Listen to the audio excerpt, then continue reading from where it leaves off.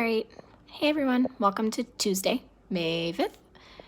Remember, I recommend going ahead and listening to this PowerPoint and downloading it as well, or playing back through this video a few times. Please don't just play it once.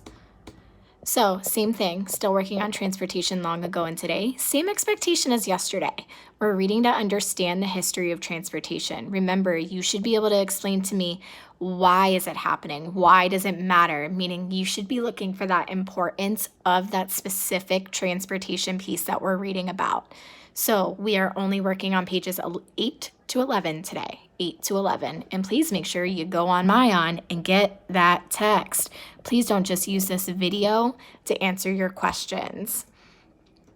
So remember, when we read informational, pay attention to key details versus interesting. Take a look at those text features.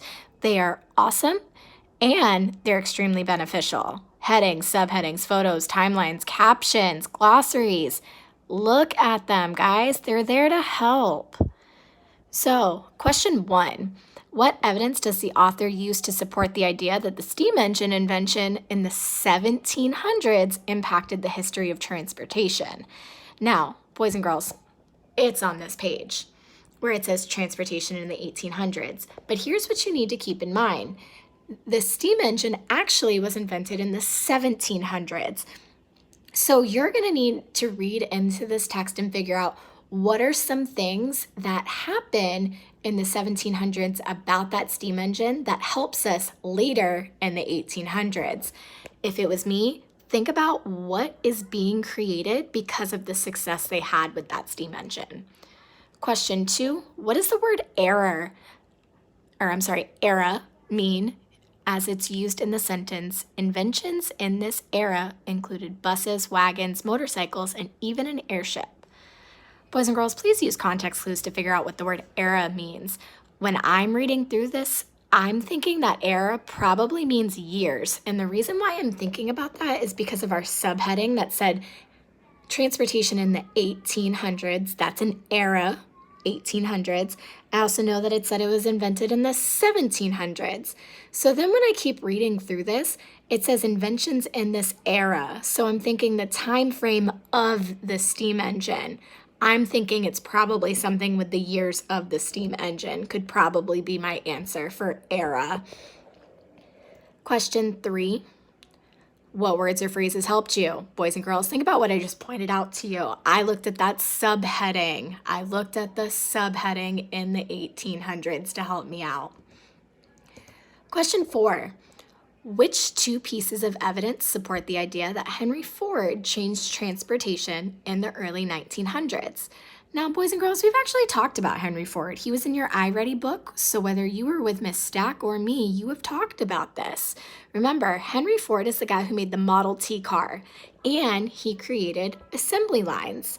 It says right here, inventor Henry Ford made cars cheaper by creating assembly lines.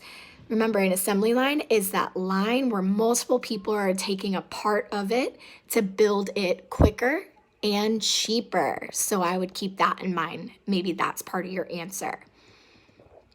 Your word today, cake, because remember, goes with my birthday. All right, then we got to talk. Give me your opinion. It's Tuesday. So give me your opinion today is pizza is better with cheese than with any toppings like pepperoni.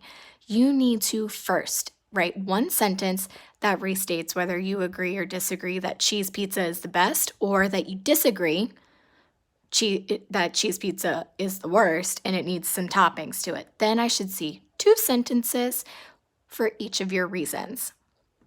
So here, let's talk about unacceptable first. I agree with you because I hate pepperonis. I disagree with you because you need more pizza. I hate pizza, so I DC. Boys and girls, these are literal kind of responses that I'm seeing, and you know better. So I went ahead and I put this inside your assignment. Please take a look at the way that I'm writing this. I'm giving you the first sentence of whether I agree or disagree. In this case, I agreed.